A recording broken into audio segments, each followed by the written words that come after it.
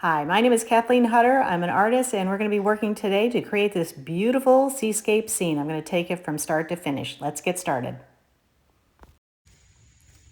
Hi, my name is Kathleen Hutter. Welcome to my channel, and I'm an artist who loves to paint. For me, painting has always been like playing with a magic wand because you never knew what you could create. It was really just limited by your imagination. So grab your paints, your paintbrushes, and your canvas and get set up, get in a good frame of mind, and let's do this. Let's have a great time. So what we're going to do first today is we're going to teach you how to prime your canvases. A lot of you are buying those inexpensive canvases that you got from like Michael's and Hobby Lobby, and they're okay, but they tend to have really large pores, which kind of suck up the paint and make your canvases uneven and don't really give you the best possible finish that you could have. So get yourself something like this. So it's professional gesso. And you could also use something like just a primer, like a regular latex or acrylic primer. The advantage to the professional gesso is it's thicker and it really fills in those holes for you. So you can actually just, really make a nice canvas. It may take 2 or 3 coats and you can be the judge of that, but the more coats you have, the smoother the finish and the more amazing your paintings will look, okay? The other thing you're gonna need is a scraper. Now this one has rounded edges and it's called a blue steel scraping tool. And this will help you fill in the canvas holes really nicely without leaving like little train tracks. If you don't have that, honestly, you can just use like a regular piece of cardboard or like really heavy cardstock from packaging that you may have thrown away. You could even use like the blister pack, whatever you have that has a nice flat even surface. You can even use like an old junky credit card or store credit card that you're not going to use. All right, so let's go to the next step.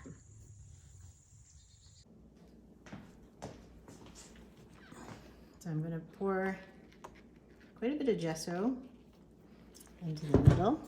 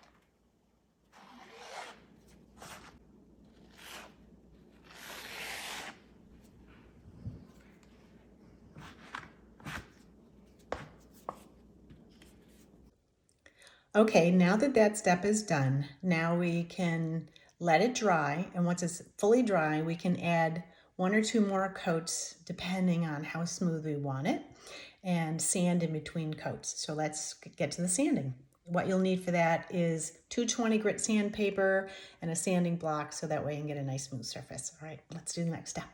My sanding block and my 220 grit sandpaper, and I'm sanding the surface as smooth as I can get it. And I did it in slow motion so you can really see.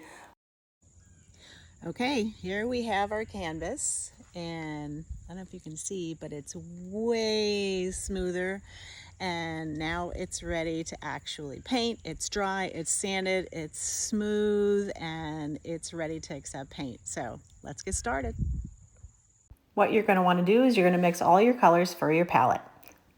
These are the colors I used. And here's some more colors that I used. Next, grab your canvases and your brushes and get set up and we'll get started.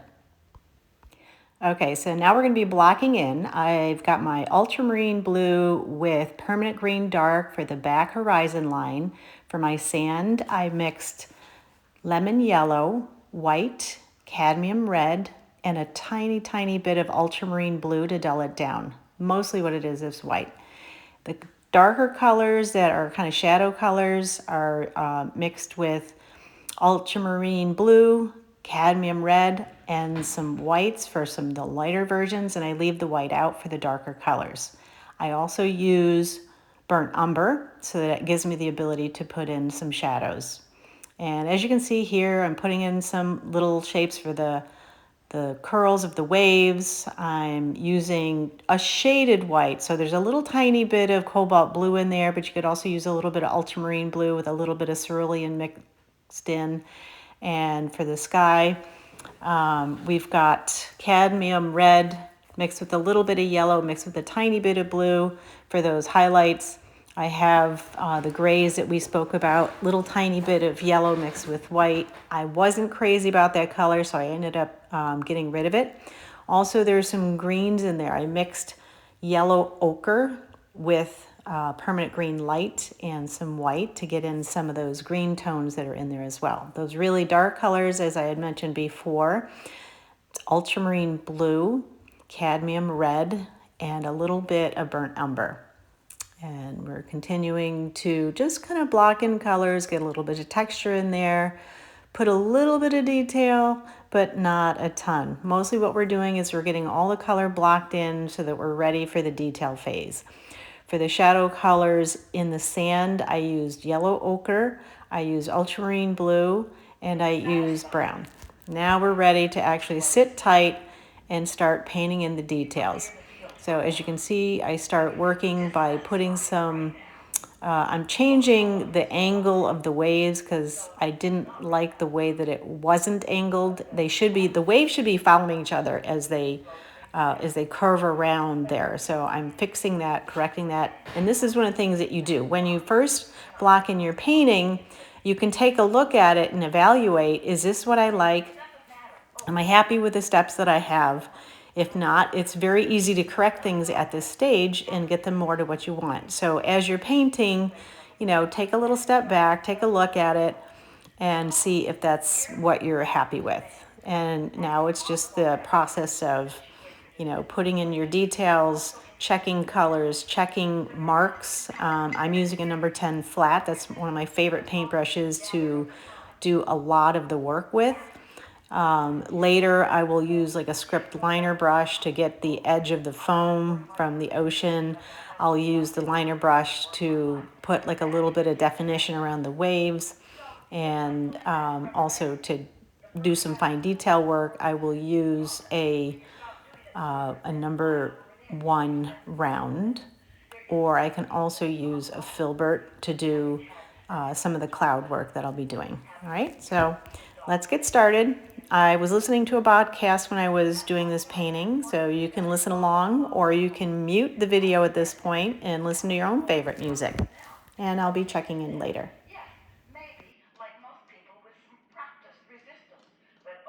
Because it's such an important point that we want you to hear.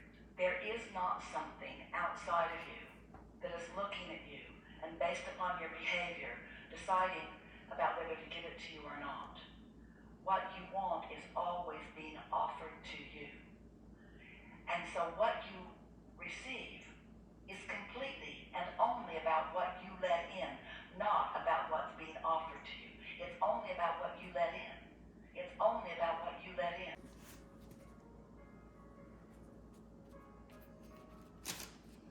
Now I'm willing, but I don't want to win the lottery.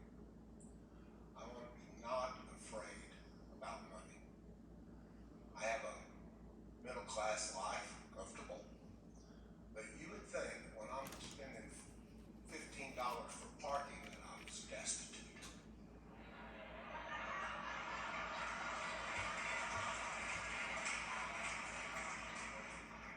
And there's 3 topics intermingled: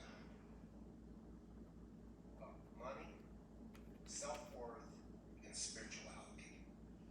Yesterday, what I heard, I don't know if it's what was said, but what I heard, Doesn't matter what was said, it only matters what you heard. was talking about sexuality.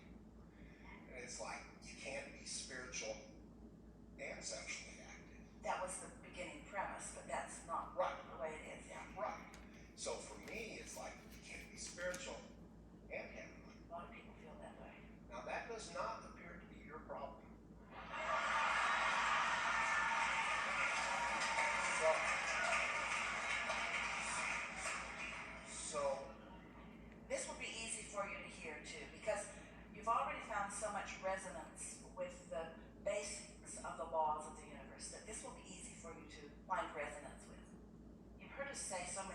times that you were source energy and that a part of you came here into this body. And then you hear us say that this is the leading edge. This is the leading edge of all of this. This isn't the proving ground, this physical world. It isn't the trial ground. It isn't what so many in a state of confusion have made it out to be. This is the environment where vibrations turn to thoughts and thoughts turn to things that can be interpreted through the physical senses. And so this is the result of all of this spirituality. This is the result of all of this source energy. All of this abundance is the result of all of this energy that is allowed or created or at the root of this abundance. And so sometimes people worry that if they are involved in something that earns money, that they may not be spiritual because they want to associate struggle and sacrifice with spirituality. And that is the biggest flawed premise that they begin with, because there's no shortage consciousness in source. Source is extending abundance and abundant vibrations and abundant thoughts to everyone. It's like raining down on all of you. But many have a resistant sort of shield up because they have that flawed premise. And so you just have to sort of prove it to yourself. Yes? We talked about this yesterday to some extent. When you are tuned in, tapped in, turned on, when you have found that receptive mode, and then you affirm, it adds momentum, it brings clarity, and I just flow. But if you are on the other end of the stick, if you're feeling sadness or depression or fear over not enoughness, and you're affirming from that point of view, then you're affirming where you stand, not what you want. You want to know where you are vibrationally before you start cementing yourself into that. Sat with your heart and just worked with it, like so that it's not contracted and afraid and protected. It takes practice to do that, and so we work with people in letting them, we give them numerous opportunities to practice this over and over and over again, and sooner or later, petal by petal, it starts to bloom, and all of a sudden there's an authentic smile on their face, and once energy meets the heart, it goes right to the brain. We did this study where we hooked up an electrocardiogram to an electroencephalogram. And an electroencephalogram is a brain mapping machine, so we measure 19 or 26 different compartments, and we're looking to see all different kind of activity in the brain.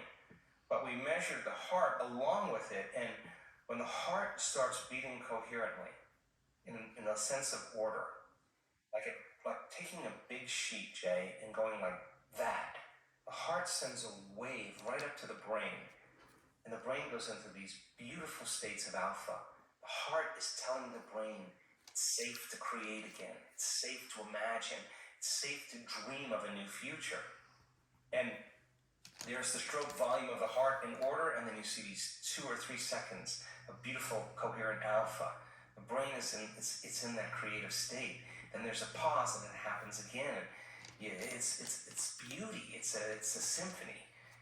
If you don't have that mechanism, you can have all the intention in the world, but there's no carrier wave. I mean, and people, when they make energy reach their heart, there's an external field that's created. It's magnetic. It's measurable, and that energy is frequency. And if that frequency is coherent, it can carry the intent or thought on a coherent plane of that future.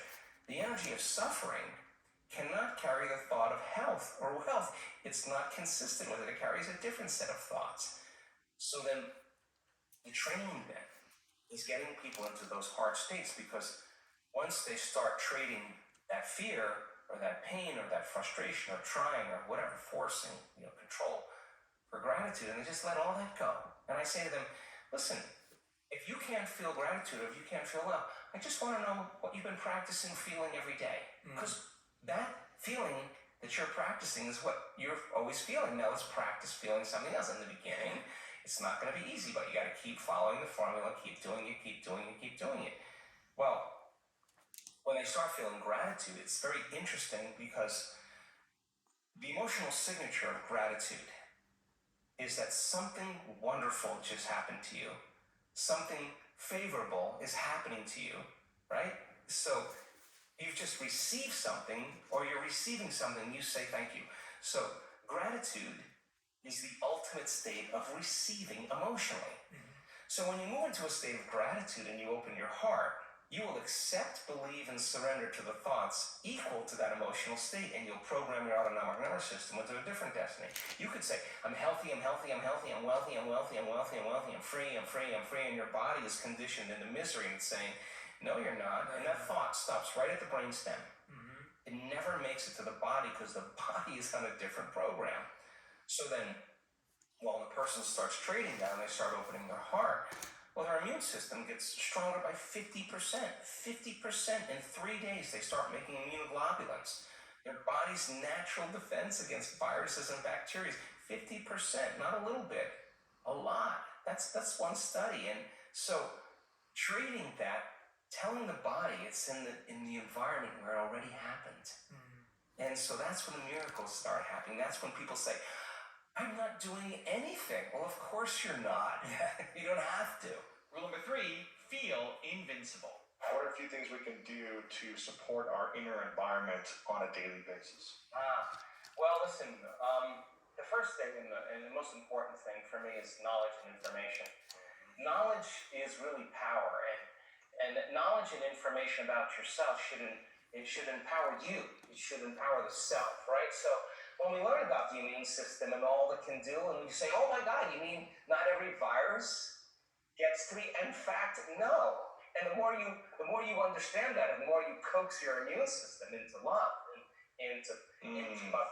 I just did this little thing on our social media where I was talking about the inner army of order, and what would be the signal you would want that inner army to get. And so we created this meditation, and we said, what would invincibility feel like? Signal your body and feel invincible. How would you feel if you had an uncompromising will, that you had more energy than you could possibly imagine? Show your body what it feels like, because it is that emotion of invincibility, that emotion of an uncompromising will, to empower your inner world. And you have the intent that that's what it's for. Wow, get ready, because you're going to start creating a cadence and a rhythm where your body's going, whoa, what is all these new chemicals? What are all these new signals? Right. Hey, it's time. Hey. Now all of a sudden receptor sites on the T cells go, wow, we got some new signals coming from the boss here. Let's open up all those T cell receptors. Let's go. In fact, we would love a little fight right now, because we got a lot of time on our hands and we got all our receptors turned on. That would be a signal for your body. We also know that if you could just trade fear and frustration and resentment and suffering for an elevated emotion, truly open your heart again and practice doing that, you'll heal. You'll You'll heal, because all healings happen in the heart. Rule number 4, be intentional. Can you believe in a future that you can't see or experience with your senses yet? That you've thought about enough times in your mind that your brain is literally changed to look like the event has already occurred? The latest research in neuroscience says you can change your brain from living in the past to... So evidence then becomes the loudest voice, right? And that's what I think what people are looking for right now. The truth is so lost in sensationalism, and the truth is so lost in emotional agreement. And so people who want to feel fear, they program themselves and accept, believe, and surrender. That people who want to be hateful, it's all there. It's all there. And it's a matrix to find the way out, right? And I think there's a door. I just think that we have to trust the innate information that comes from within us. Rule number 6, see the greater good. People that were traumatized from childhood, that were abused sexually, physically, emotionally, that were suicidal, that had all kinds of health conditions, they came to the edge of that emotion that kept them connected to the past. And they were ready to give up in one meditation, because they never had felt an emotion like this that they could remember, that it was so intense. And they thought about all the times for the last year that they never missed a day doing the meditation, even when they didn't feel like it, or when they wanted to quit halfway halfway through and they didn't, they went all the way. They thought about all those times that they went to that point and they went one more time. Really? And their words are always the same. And my heart blew wide open. And I look back at my entire past, and I don't want to change one thing in my past because it brought me to this present moment. And I can see my betrayers. I could see the people in my life that had a hand in this. And I have nothing but compassion for them. Because now the person is no longer viewing that past from the same level of consciousness. They're viewing it from a place of love, of wholeness. And they see the greater good of all of it. And now their conditions, their health conditions, their endometriosis, their uterine tumors, whatever it is, literally disappears, and they have an incredible change in their brain chemistry. They're in love with life. They're off their meds. They're not suicidal. Why would they be? Because they're free. So it can happen in an instant when the heart is healed. And everybody gets the new signal. The body's out of the past. The body's no longer feeling the emotions of the past. And sometimes you got to come right up against that edge. That's the great moment. Rule number 7, understand the immune system. Our immune system is kind of like our rudimentary nervous system. It has cells that are mobile, and they're called plasma cells or white blood cells. And their job is an internal defense. And many of our body's plasma cells line the mucous membranes, gut, the digestive tract, all the orifices of the body, the nose, the mouth, ears. And it's a line of defense against foreign invaders and toxins. And when the immune system is facing some foreign invader, whether it be a virus, a bacteria, a mold, a fungus, some foreign agent, it is the army of plasma cells that move towards the danger and begin to attack these foreign agents. And there are cells in your immune system called T cells. And T cells are like the ninjas of the immune system. They release very powerful chemicals that can denature and break down any foreign invader. And T cells have these little trumpets that stick out on the receptor site. So picture this big circular spherical blob, and you have all these different receptors. And these T cell receptors are these long trumpet appendages. And when they come up to a virus or they come up to a bacteria, when they come up to even a cancer cell, they notice that there's a foreign agent, and immediately this T cell receptor attaches to that foreign agent and begins to release. Create that elevated emotion, and you teach people more information, they will continue to transform themselves, and that's called evolution. If you think the same thoughts always lead to the same choices. The same choices lead to the same behaviors. The same behaviors create the same experiences, and the same experiences produce the same feelings, and you're now caught in your old self. But new thoughts should lead to new choices, and new choices should be choices that demonstrate new actions, that create new experiences, that cause you to feel differently. You will begin to walk into a new future. How many people understand this? So most people try to create a new personal reality as the same personality, and it doesn't work. You literally have to become someone else. So, crossing the river of change, going from the old self to the new self, requires you stepping into the unknown. And if you are now in the unknown and you feel uncomfortable because you're leaving guilt behind, you leave unworthiness behind. You see, the biggest problem with most people is they want to create wealth, but they feel lack.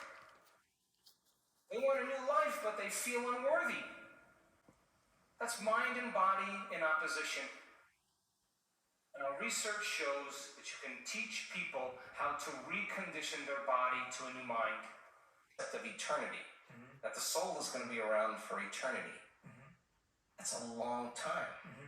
And that means you got to be okay with you for a very long time. Yeah. So I think it's the creation of more experiences, and I think I think we came from source, from singularity, from oneness, and we have descended down into density, fooled by our senses into separation, and every single being has a spark of oneness of the divine within them, and we got so separate, and we now have our own free will to answer the question: is there more?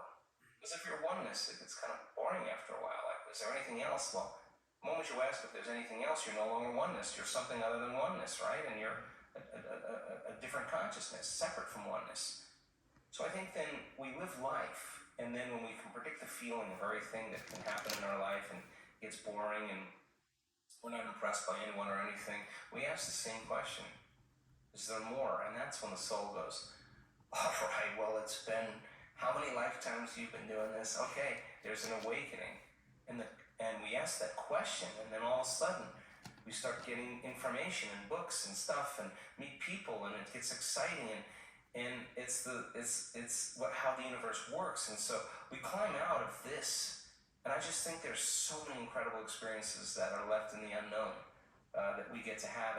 And then, of course, when the journey's over and you've evolved to that point, then you take that wisdom and you say, here's what I learned. And it was scary down there. And you're like, boy, I can tell a great story.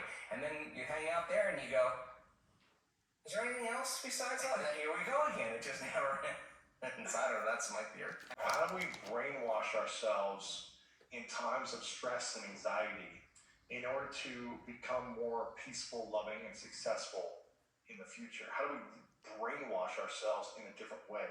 Sure. Well, that's what I have spent about my whole life. I mean, wow. I mean, the first and most important thing is that you have to understand that 95% of who you are is a set of unconscious programs. Then the first step is lighting a match in a dark place. If you want to become someone else, you got to become aware of who you are. Yes. That means you got to start thinking about what you've been thinking about. You got to start paying attention to how you speak. You got to be conscious. You demystify the word meditation, and the word meditation literally means become familiar with. To the materialist who's waiting for their wealth to show up to feel abundant, they're in their past. The person who's waiting for the success to feel empowered is in their past. The person who's waiting for their healing to feel wholeness, in other words, on some level, we don't work. And if you're really invested in this, the question is, what is it about me? Where am I directing my attention or my energy? Who am I using to reaffirm some conditioning that I need to remember as my old self? So then when you stop reacting to the person, or the person's now complaining to you and you're not complaining back, it's going to be an uncomfortable moment, because you're all of a sudden seeing a part of you used to be that you no longer are, and you have to be willing to not go there. And over time, that person will thank you, and they'll say, I didn't even know that I was complaining that much. And by changing yourself, you help others. Self-love is no longer about pleasure or having a car. It's something that you're cultivating within you. So then imagine, we have research to show, and this is such a duality, that when you start seeing the brain start synchronizing, getting coherent, the front of the brain and the back of the brain, the two hemispheres coming together, and we can say to scientists that come and study our work, oh, watch this, Ed's gonna pop. What do you mean? Just watch. This is going to be good. And all of a sudden you see this brain going into this kind of psychic union. The heart blows wide open. You see coherence going on. And you look around, and later the body is trained to a new mind. And when that happens, there's a liberation of energy. The body goes from particle to wave, from matter to energy. And there goes that emotion, literally liberated from the body as energy. So the person who has the strong emotion to some circumstance in their life, and they're working and lowering the volume of that emotion. The more they lower the volume of that emotion, the more they're going to take their attention off that person and problem, and they're going to take their power back. There's going to be a break in their attention from that circumstance. And now they build their own field. And now there's energy to heal. Now there's energy to create a new life. Now there's energy for the mystical moment because they've overcome their old personality self. So I think, it's not like thinking positively. That's not the message. It's overcoming, overcoming, overcoming, overcoming until we become somebody else. And when that occurs, and the person starts thinking differently, and they start acting differently, and they start feeling differently, they're a new personality, and they start seeing those synchronicities and serendipities. How bad does it have to get? I mean, to what denominator, to what lowest level do you have to reach before people really make up their mind to change? My message is, why wait? I mean, person, why are you so unhappy? Why are you so frustrated? Why are you so resentful? The moment you ask that, their brain is going to associate that emotion to a past event. To a memory. To a memory. Yeah. That's because they have nothing to look forward to in their future. So if you're not being defined by a vision of the future, it just means to me that you're more in love with your past than you are with the future. So how do you teach people to believe in a future that they can't see or experience with their senses yet, but they've thought about enough times in their mind that their brain is literally changed to look like the event has already occurred? The latest research in neuroscience says that's absolutely possible. We know that. And how do you teach a person to select a new possibility in their future and begin to emotionally embrace that future before it's made manifest to such a degree that their body, as their unconscious mind, is believing it's living in that future reality in the present moment, and they're signaling new genes in new ways ahead of the environment. Now, till their body begins to change to look like the event has already occurred. We've proven that that's possible. Now think about this. So the more you think about your desired future, the joy, the gratitude, the feelings you want to have that are more positive, the more you think about it as a future thing happening, the more your body shifts now. Exactly. So your body is believing it's living in that future reality in the present moment. Now think about this. The stronger the emotion you feel from some condition in your life, the more altered you feel inside of you, the more you narrow your focus on the cause, and the brain freezes an image and takes a snapshot. And that memory now is embossed in the brain. It's branded in there. So then people think neurologically within the circuits of those past experiences, and they feel chemically within the boundaries of those emotions. And the stronger the betrayal, the stronger the trauma, the more the body's living in the past, right? So how do you reverse that? So now, if you truly got passionate about a future, we've all done this. You get a wild idea in your mind and you start holding on to that vision and you're preoccupied with it.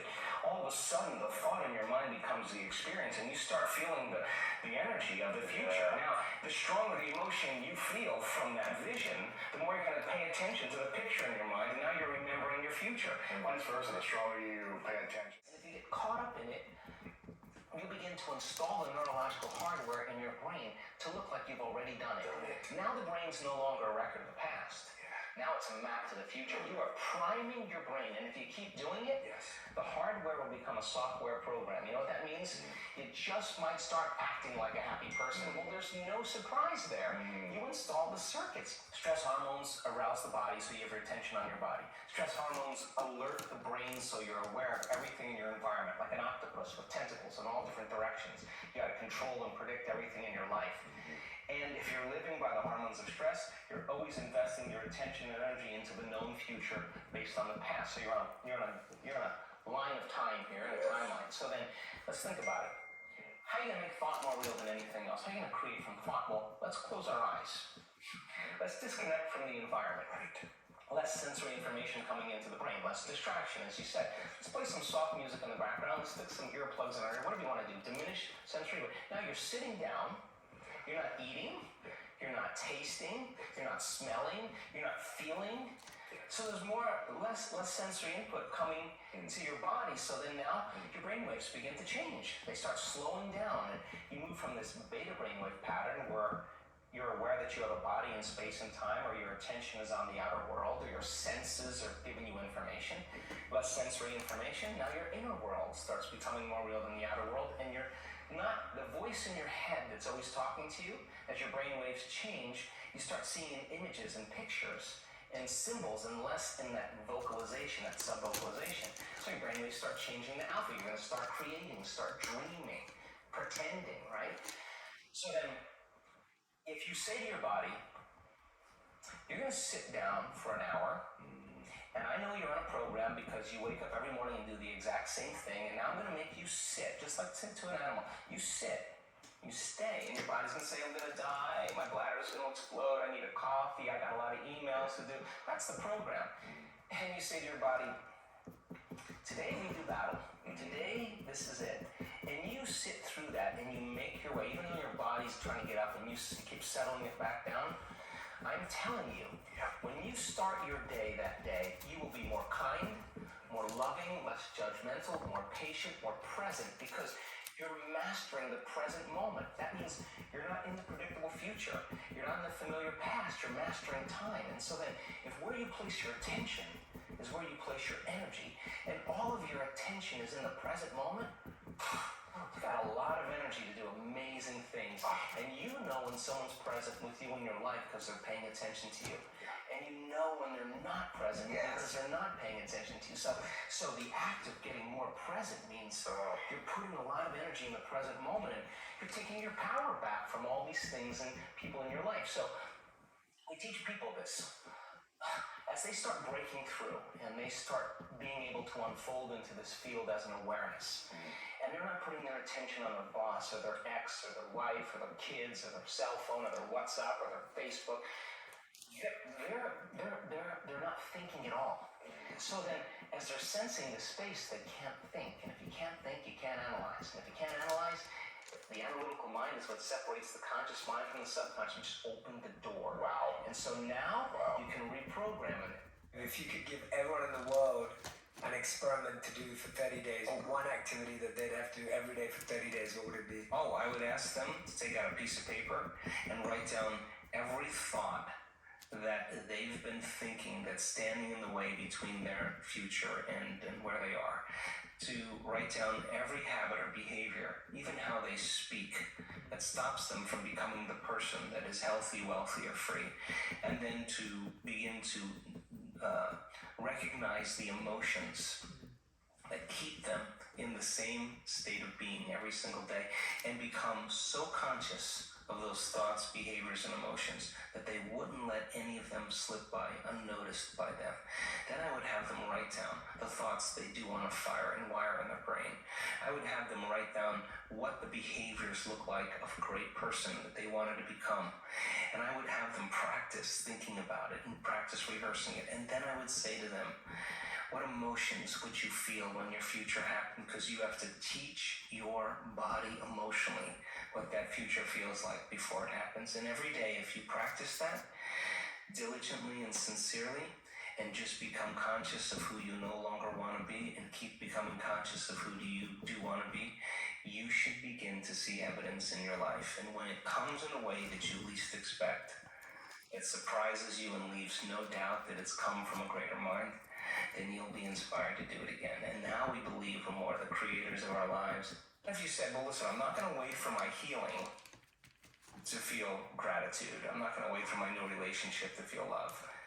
I'm going to actually teach my body emotionally what that future feels like before it happens. Now, this is a big turnaround for a lot of people because we're so reliant on the outer world to change our inner world, right? Waiting and And postponing. waiting is not creating. I mean, period. And when people they could have the greatest intentions in the world, but if they don't combine that with an elevated emotion, there's no signal. Because the elevated emotion is the carrier, it's the energy that carries the thought.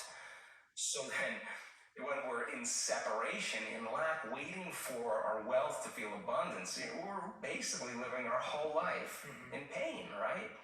So then, if you reason this, and a person can get up from their meditation and they literally feel differently, and they're feeling the emotions of their future before it happens, this is turning the whole process around.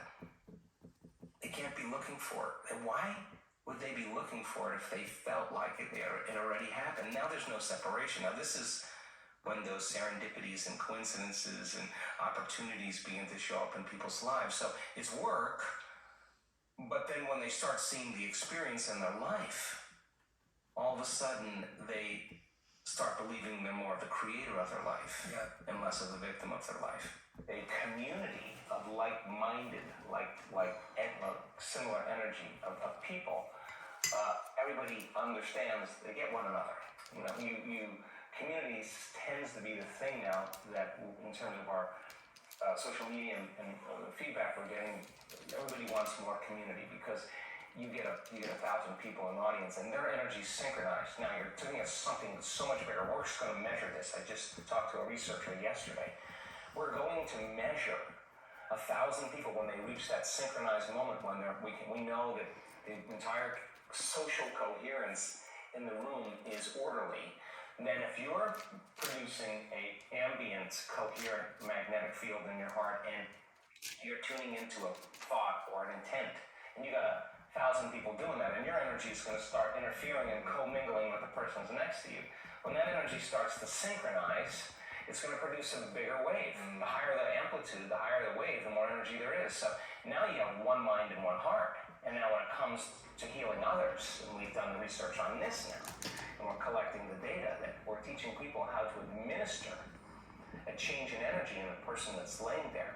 Because it's not matter that emits a field. That's the wrong way to think about it. It's the field that creates matter. You change the field, you change matter. It's not your job to change the tumor. The tumor is the illusion. It's the pattern in the field that has to be changed. So once people start reversing this, then you start seeing the tumors disappearing. You start seeing blind people seeing, deaf people hearing. You start seeing people with Parkinson's disease switch on. You start seeing stage 4 cancer is reversing because now you're swimming upstream. You're going to the headwaters and making that change. But it's so important then that of the infinite places you can put your attention, let's put it on your heart. Now, where you place your attention is where you place your energy. Why? Because we want this center to bloom. 1,400, 1,300 different chemicals that we store and regenerate the body. Let's breathe. Let's open this up. Let's practice this. Let's start learning how to lead with the heart. A different consciousness. Yeah, in the beginning, it's a little difficult, but you stay with it and you practice it, pedal by pedal by pedal, placing your attention there, you're putting your own life force back into your heart. You're turning your love inward, and the body will start responding.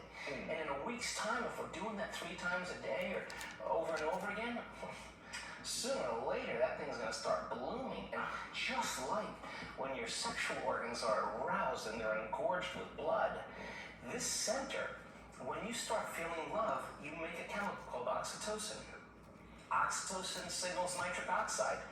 Nitric oxide signals a chemical called derived endothelial relaxing factor. You know what that is? It causes the arteries in your heart to literally open up. So your heart is going to be filled with blood and oxygen and nutrients. It's physiological. It's going to feel full.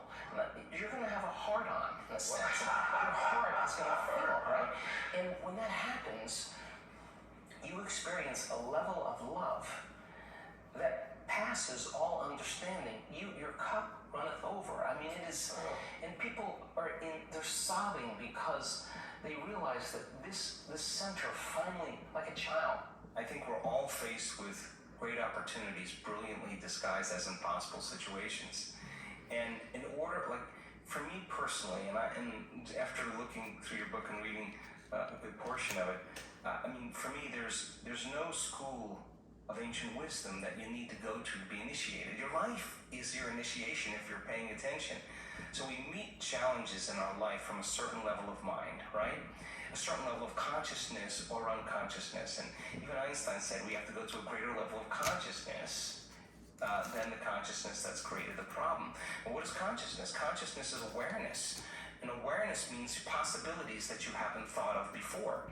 So we confront problems or challenges in our life. And as a side note, I was having breakfast with a researcher just last week who's studying what happens when we perceive a condition in our environment as a problem, how it weakens the organism. They're measuring this.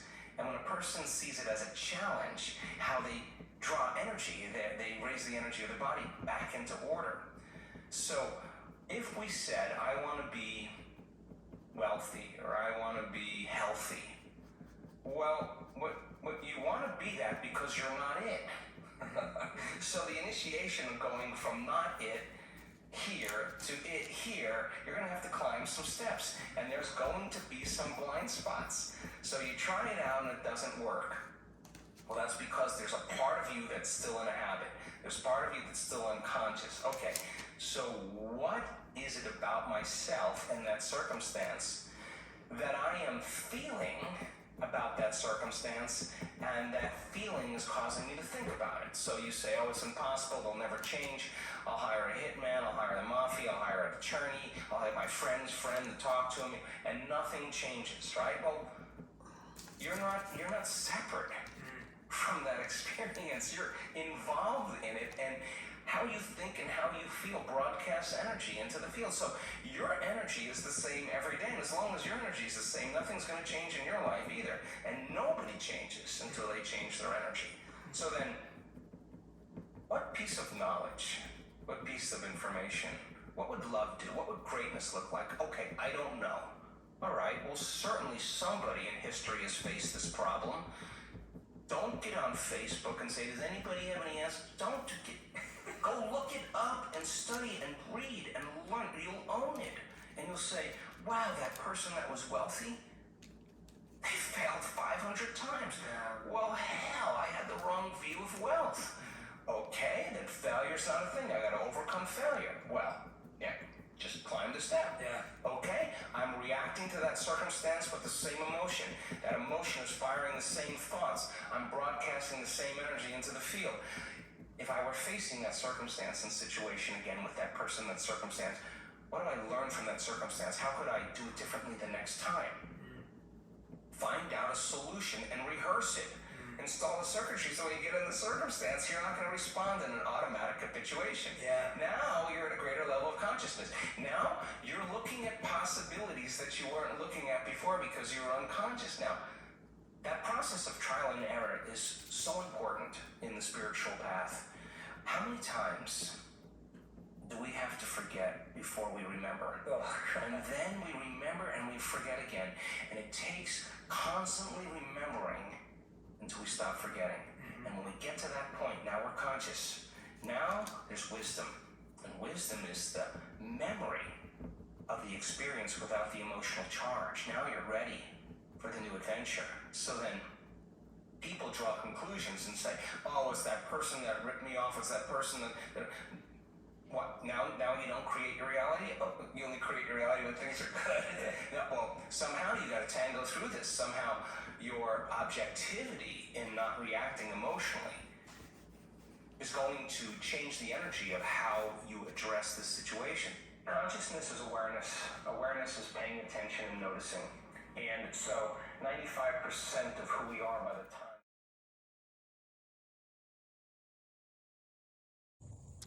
Well, that's all we have for today. Thanks so much for joining us, and stay tuned for the next adventure that we have in painting, where paint is magic and the possibilities are endless. Bye for now.